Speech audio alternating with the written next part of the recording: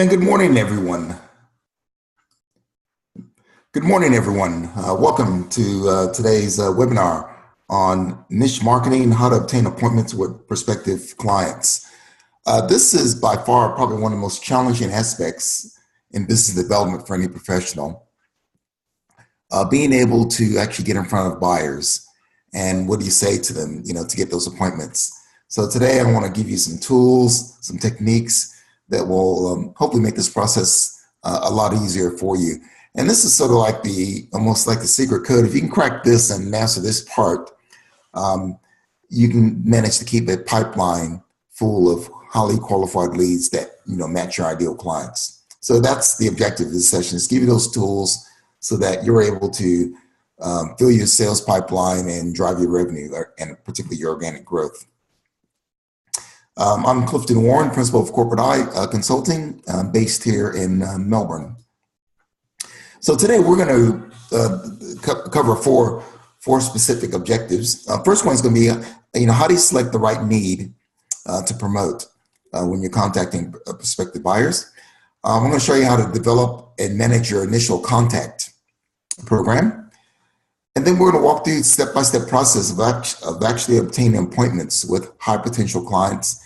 And then I'll discuss how to fine-tune your process to help you make this a regular occurrence for you, a habit for you that you're able to do in your business on just a regular basis. And more importantly, if you have other team members, how to get them involved in this process. So the first step in the process out of 4 steps is identifying new needs.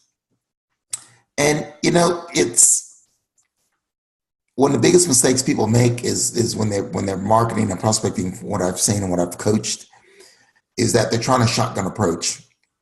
They're really honing on any need or using a generic approach. So you want to try to find a hot button need. And the stronger the need, the easier it will be to obtain appointments. And so if you happen to focus on a niche market, which I do recommend, or you have some special expertise, you want to use your insider knowledge, and you want to do your research enough to find a need that is urgent and important enough for the client or to the client. And if you're able to do that, you increase the likelihood that someone will agree to see you, or someone will agree to have a phone conversation with you, and someone will agree to see you. By the way, this webinar is based on the assumption that you're going out to see clients face to face, and that you're mainly business to business selling. We have a range of different people on this webinar, but the focus is on B2B selling and actually meeting buyers face to face. So when looking at needs, there's 3 types of client needs that you can actually use to get your foot in the door. The first one is a negative need situation, and that is a downturn. Something's taking place in the business. It could be a bad result. It could be a change of ownership or gone into financial difficulty. Those are all negative need situation. You can leverage that as a triggering point to get your foot in the door if you have a solution to help them. The other side is a positive need situation. So a positive need situation is when they've had a good financial result, or they're expanding, or they're growing. I come across this one very often and use it quite a bit myself. I once had a client tell me that he was bragging of how they've grown at 30-40% per year. My first reaction to him was, well, if you're growing at that rate, why do you need me? He looked at me and said, how would he know that we should be growing at 50% per year? That was a good point. So you can use positive need situation to also leverage your way in. And then the third one is short-term task situations. There are sometimes things that pop up that are just short-term in nature that they might need addressing. If you have solutions to meet that, you can easily get appointments there too. So you want to identify 3 types of needs: negative, positive, or short-term. Now, all these needs are what are called triggers, and they can help you generate what the hot button needs. The hot button needs is what rises these needs to the surface to make them, top of mind for a prospective client. So hot button needs can be a national event. It could be new management that's coming to play, change of ownership, change of location, pending legislation. This is a really big one. So get a good example. If you're in the taxi industry, legislation comes in allow Uber to come into the marketplace now. And that's had a major impact. So for those of you that are insurance professionals, if you have several taxis on the road, your risk profile, you might need to, how do you work in this new environment? If you're an accountant or whatever, so your clients in these market segments, assuming the taxi transport industry, might need some assistance under pending legislation. So, that's a good example there. A restructure, there's industries all around us being restructured. Myers is going through a restructure in the retail environment at the moment. Qantas went through one not long ago. And I'm pointing out big companies, but this happens to small companies also, small to mid-sized companies also. So you want to keep your eye for restructures.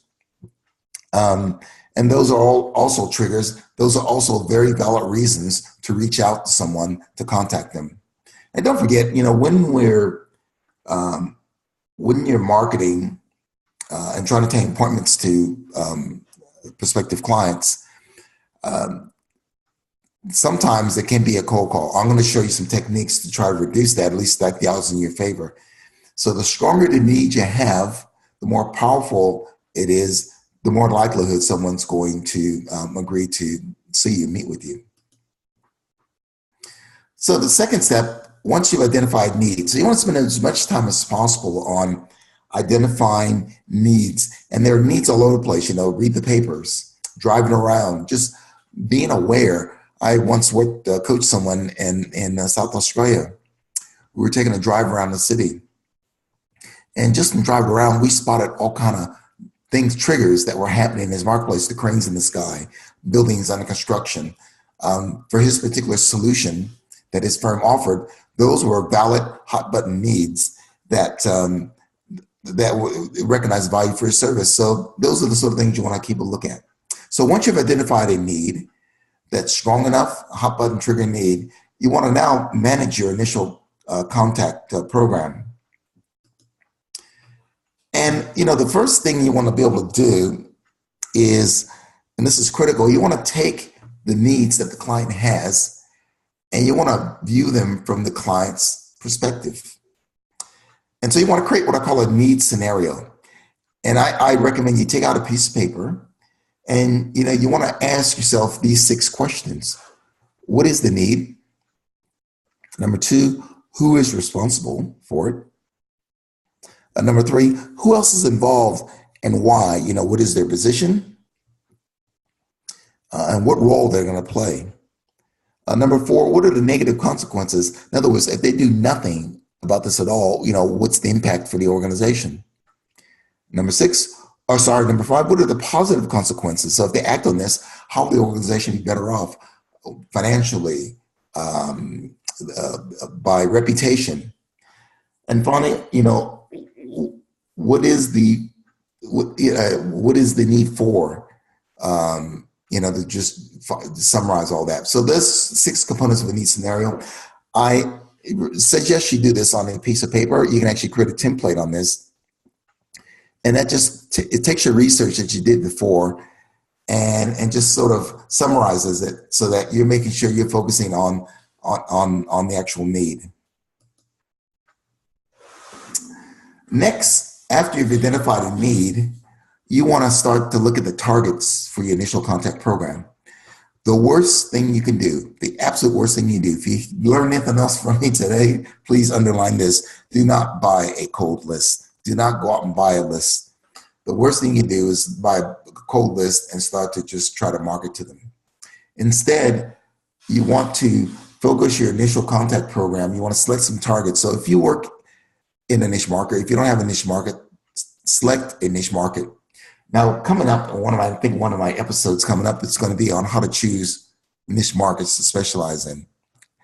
But you want to choose your markets. You want to look at players that fit that need and start to get in a handful. Now, when you go to identify prospective clients or prospects, in this case, actually, we're looking at suspects, they need to have three things. They need to have a need. And so by looking at the triggers, reading the paper, observing, that will give an indication of a need. Secondly, they have to have the desire to solve that problem. And thirdly, they need to have the budget to do it with. So if any of those three things are missing, you do not have a prospect. So they can have a need and a desire, no money. You don't want them. They can have the money and the need, but simply no desire to solve it. Or they can have the need, they can have the budget and desire, but simply they don't recognize the need. So you need all three of those components to identify a hot button need and, more importantly, a hot prospect.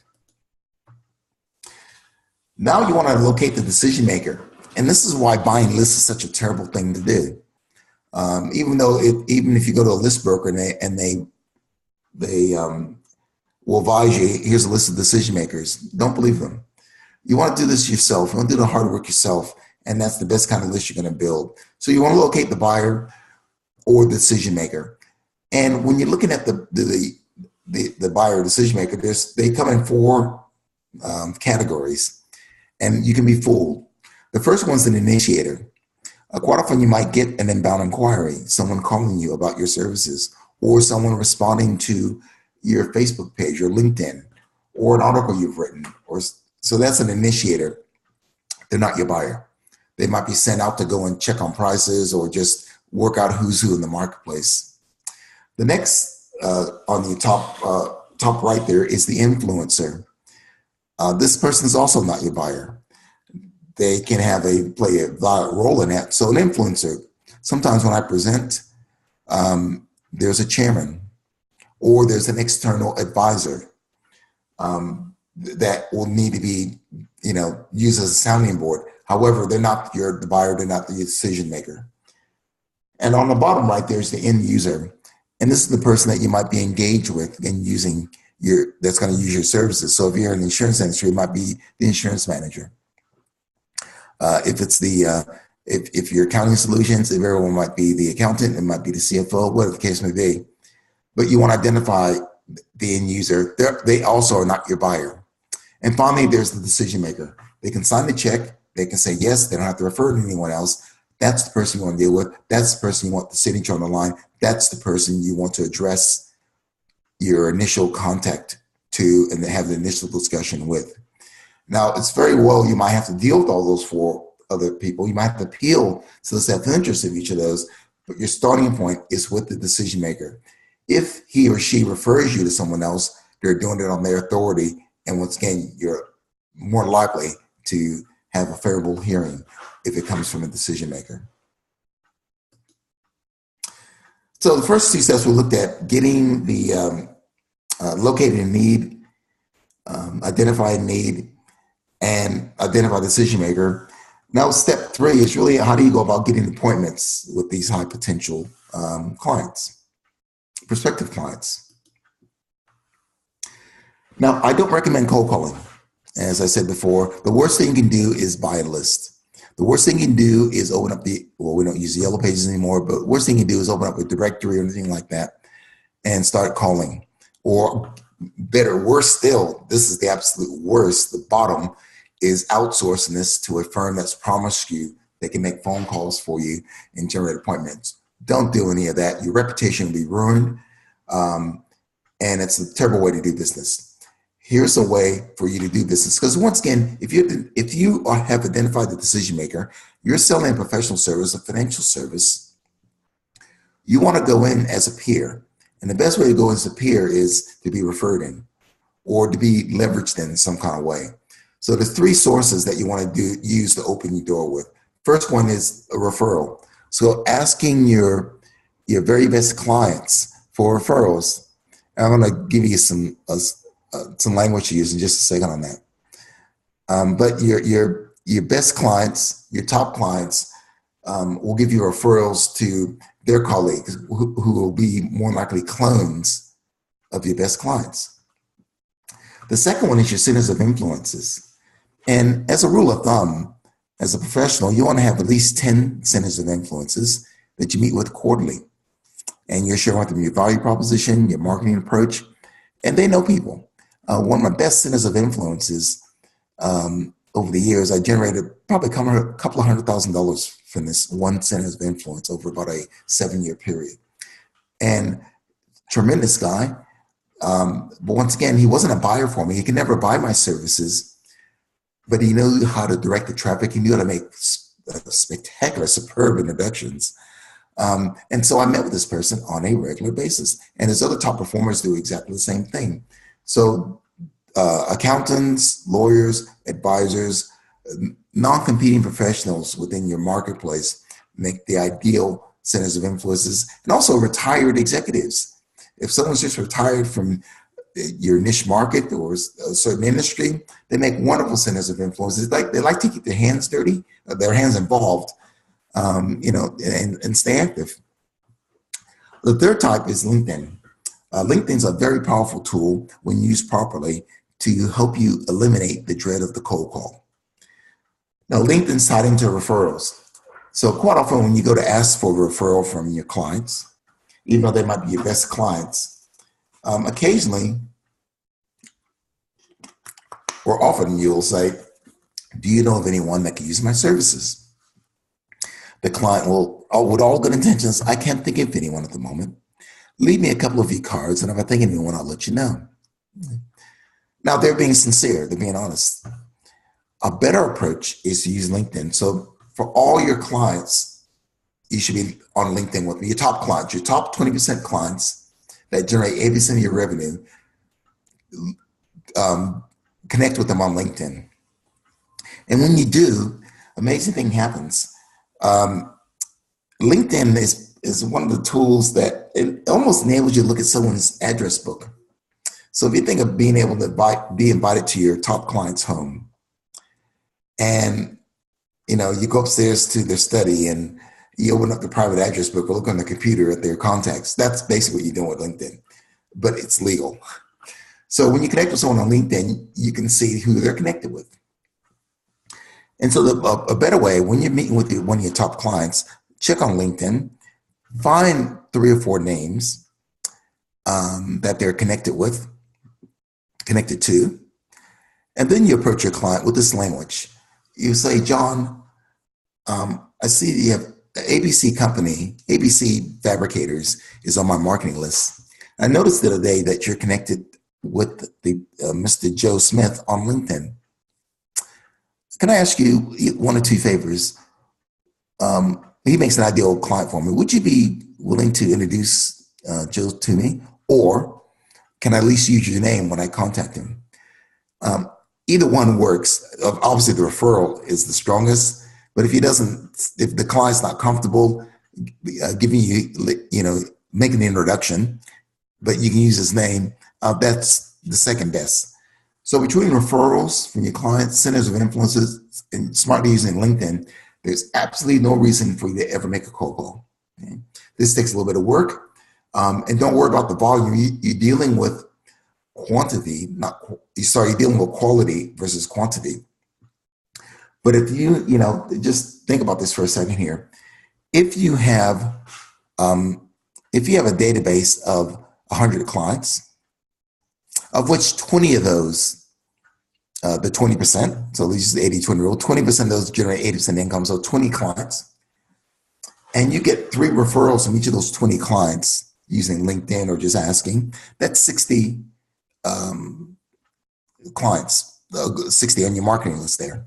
So let's say half of those are happy to see you because it comes from a referral. So that's 15 are happy to see you. And sorry, let me back up again. Out of those 30, 15 are happy to see you. Half of those request a proposal, and about 80% of those are you close. That's 6, 7 clients that you've obtained new business in a year. Now, if your average revenue per client is $10, $20, $30,000, you can start to see this adds up quite quickly.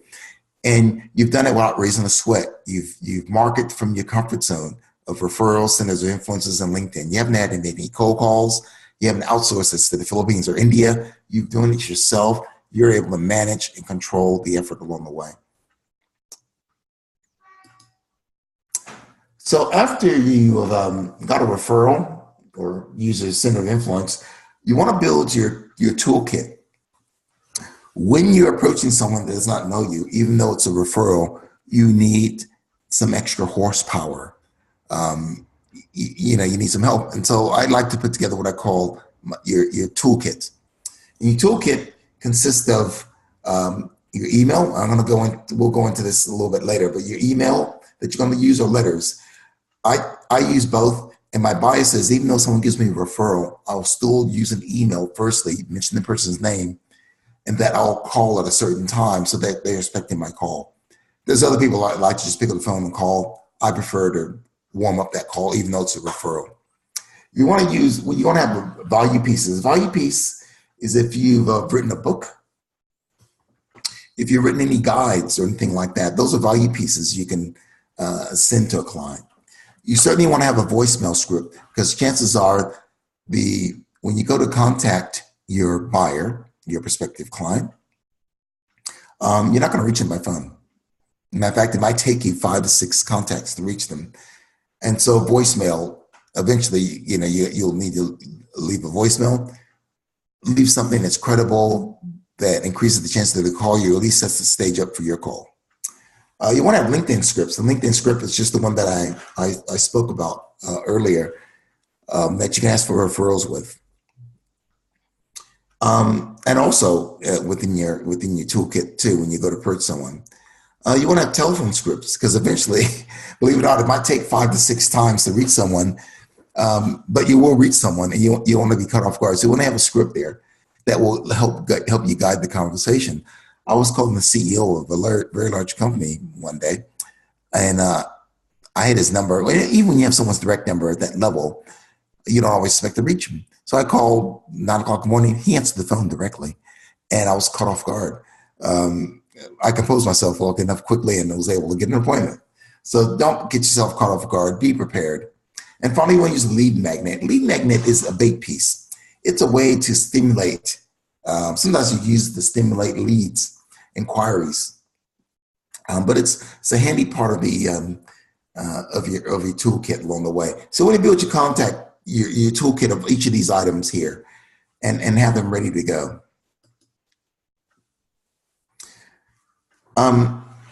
So when you've made contact with someone, and let's say you sent a letter and so forth, here's a template of a script that you can use. And what I'm going to do, I'm going to jump ahead and actually show you how this looks. Mr. Smith, I'm Bill Jones with ABC Financial. My reasoning for calling is that I recently sent you a letter and article on Tuesday that you should have received today. Did you receive my letter? Good. As you recall, I mentioned that we work with restaurants to reduce risk. My reason for calling today is to see if it makes sense for us to meet for 30 minutes and discuss ways in which we can improve your situation. Now, this is a generic script. The way I would strengthen that, of course, is Mr. Smith, your good friend Bob Jones suggested that, your good friend Margaret Lewis suggested that I call you, contact you, and go on, I sent you a letter and so forth. This is why I like to send a letter because I'm sort of warming up the cold call, even though it's a referral. Now, on the previous one here, this is a template of a script that you can use yourself to modify. Take this, you need to use your language. You need to tailor it for your environment. You need to tailor it for what you're offering. But this is a guide to go by. A script is not to be read verbatim, but it's a guide to help you guide the discussion and know the outcome that you want to achieve from there.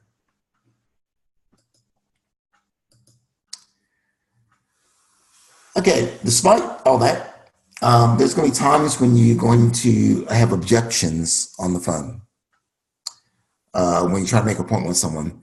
And if you've been in business for longer than 6 months, there's a good chance that you've heard every objection that exists. So therefore, you should have an answer for every single objection that comes up. They only come in 4 categories. It's either going to be of time. We simply don't have time to do this. This is, we're far too busy at the moment. It's going to be money. Our budget stretched at the moment. See us in the new financial year. It could be weak desire. I don't know. I don't know if this is a big issue for us. Or it's indecision. Whether they want to meet with you or not, and so forth. That's probably the most difficult one. But in each of these areas, you should have these objections in advance. Know them in advance. Expect that they're coming. Have some answers. Now, prepare with a colleague, or someone in the office, and role play this and have this ready for you. Have this ready when you're actually making your calls. It will save you a good deal of time and increase your likelihood. Something like time.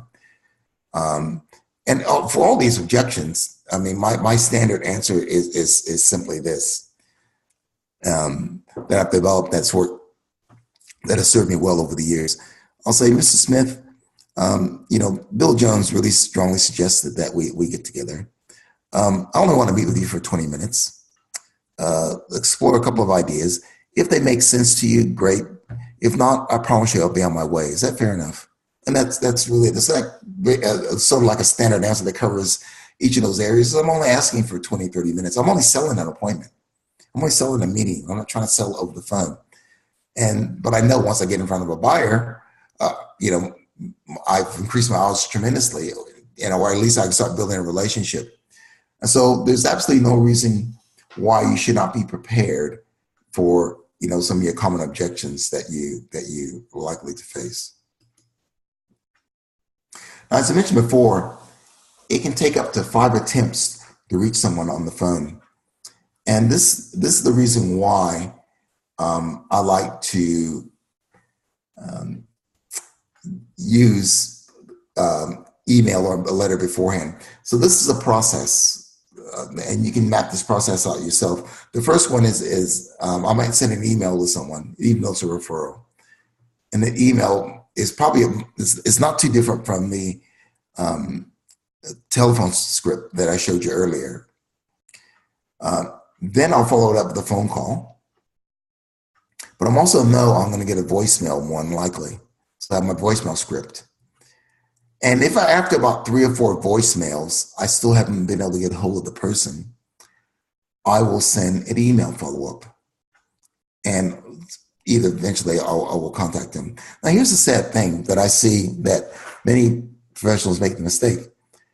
2 things. They will try to phone straight up and they won't get anywhere. And so they never call that person again. They never reach them. They email, they phone, they get a voicemail. They hang up and never call them again. So if you can plan, it's going to take you 5 attempts at least to reach a contact. That means that when you're doing your prospecting, you want to handle a manageable number per week. So probably no more than 10, because you might have 50 follow-ups you need to do. And if you're doing 10 this week, to the next week, to the next week, plus you're trying to run a business, you have follow-ups, a lot of follow-ups to do. So you want to keep it in a manageable way. However, I cannot stress the follow-ups. It's going to take you 5 attempts. It'd be a shame if you gave up after 1 or after 2. The person's busy. The person's just flat out. I've had executives apologize to me for being so difficult to reach. They've just been busy, but they're appreciative that I was persistent. So, if you have something valuable to offer and you've identified the hot button need and so forth, be persistent, because you're working in the best interest of that prospective client. But this is the process you want to map out there. Also, if you use any kind of CRM system or have other staff that you manage, you may want to use this process also to track things, your tracking system for your sales meetings or your CRM. So when you look at your reports, you can say, okay, we've had X number of emails gone out, we've contacted 10, 5 voicemails, and we're following up. You can actually put names under those. So this is sort of like your pre-pipeline sales pipeline. And when you reach contact, that person's going to enter your sales pipeline, and the whole different process is going to take place, which we're going to cover in another webinar. But nevertheless, you want to have you want to map out this process. You may have other steps, you may have different steps. That is fine. There's no royal road here, but you want to have a process mapped out so that everyone is following and you're following, so you know where you are at all times. And there's nothing wrong with, you know, penciling your diary, you're going to follow this person on such and such a date, but you know where you are both with the client, you know where you are with your list, and you can also start to get a feel for the quality of the names that you have also by using this process. Okay, so the final part, the fourth step, is nurturing prospective clients. There are going to be times to when someone is a great prospect, but they're not ready to do business with you for a variety of reasons. You know, timing, budget, other commitments, other priorities within the business. So these prospects need to be, prospective clients need to be nurtured.